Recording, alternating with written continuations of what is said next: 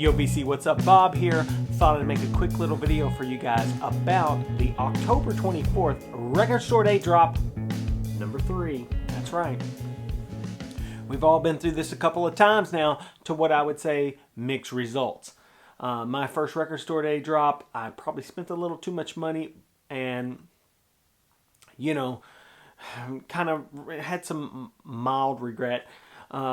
Record Store Day drop number 2. I've got some great records, but they were a bit warped, less than flat, if you will. That, of course, put me on red alert, and I'm going to be very selective for the third drop, especially now that we know that Black Friday is happening, and there's a pretty good list, so I need to be careful with my money. So, let's get into what records I'm after. First, the Miles Davis double image rare miles from the Complete Bitches Brew sessions. That's right, that's a mouthful. But I watched a video about it recently on the In Groove YouTube channel, which is a fellow who runs a record store in Phoenix, Arizona. Has a pretty good YouTube channel. Did a nice video about it. It's got a great looking gatefold and a nice looking red vinyl record. I believe it's limited to 6,000, which is a pretty good number. I would say I got a good chance of getting it. So I definitely want to try to get that. I've heard the music before. It's available on YouTube. It's been out for a while, and I've listened to it a bunch, and it's right up my alley. So I definitely want it on vinyl. I'm going to get it. It's got a killer lineup of musicians on it. So you really can't go wrong. We all know the Bitches Brew record. It's one of my favorite jazz records. So, next, the Charles Mingus Redux. That is basically in a more complete fashion with some never before released material, previously unheard tracks, right? And a nice presentation. I think it's limited, so it's a little bit harder to get probably than the Miles. But if I can get it, that would be cool. I've got OG copies of Bitches Brew, obviously, and of so it's not like life or death for me here, okay? But if I can get it, it'd be great. I believe the Mingus is on Get On Down, which is a great label, and they usually do some pretty nice stuff.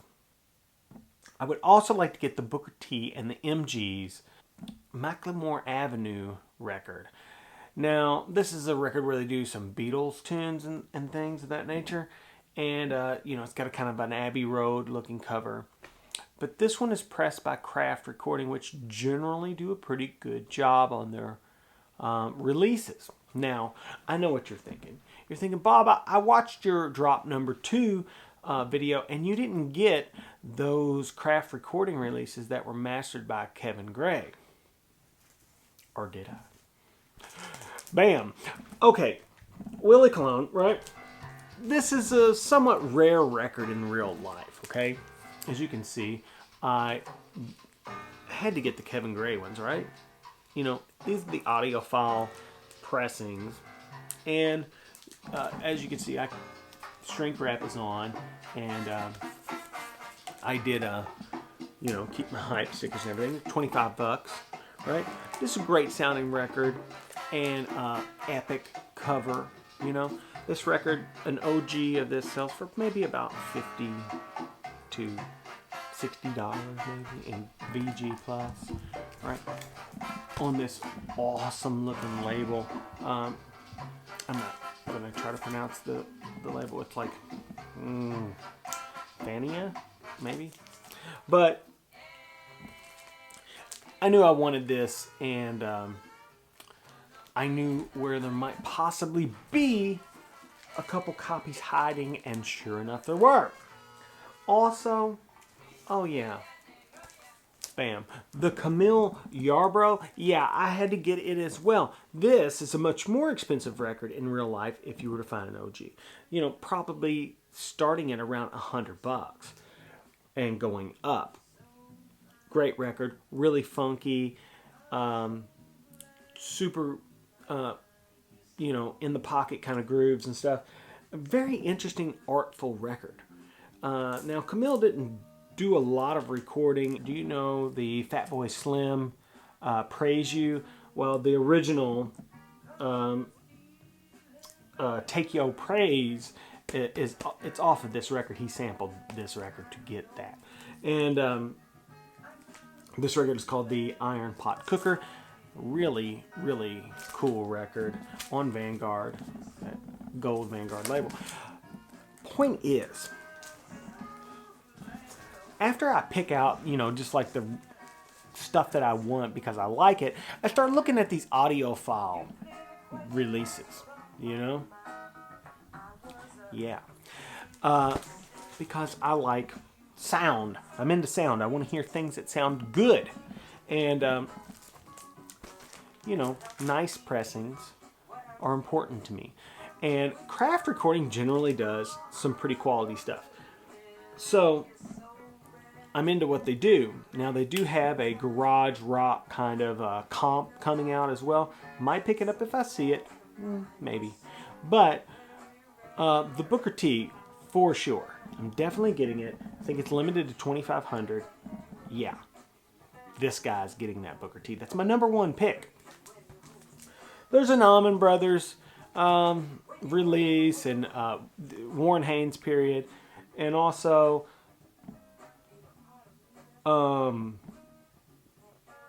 Stones, Metamorphosis.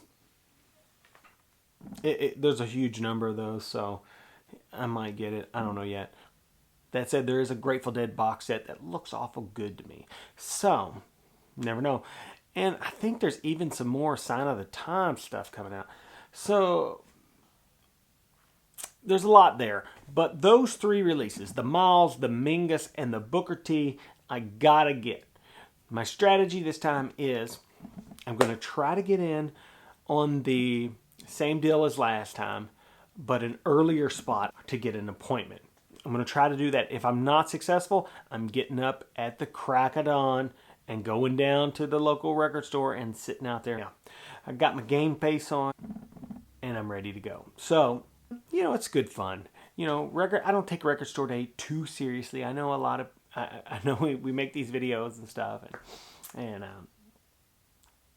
everything, but it's not, you know, it's just fun, and it's a good way to go out and support your local record stores, especially at this time when, you know, they're affected by the virus and all of that. We got to get out there and support them and make sure that they're still there when all this is over.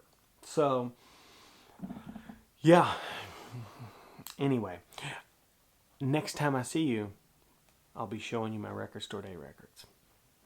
Until we meet then, Bob out.